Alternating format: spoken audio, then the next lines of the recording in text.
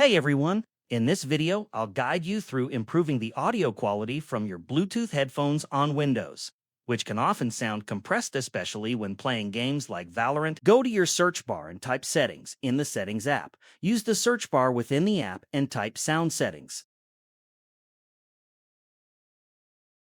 First, open your sound settings. You can do this by right-clicking the speaker icon in the taskbar and choosing Sound Settings. Scroll down to the bottom of the page and select More Sound Settings. A separate window will appear.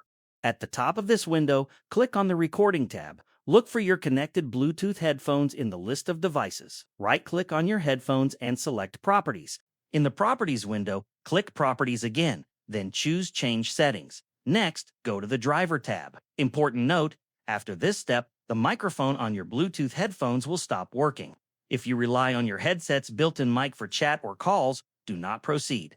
This adjustment is only recommended if you're using a separate microphone. If you're okay with that, click Disable Device. Once disabled, Windows will no longer force your headphones into a low-bandwidth hands-free mode, which often reduces audio quality. Instead, your headphones should now stream in higher-quality stereo mode, giving you clearer and fuller sound, ideal for gameplay and audio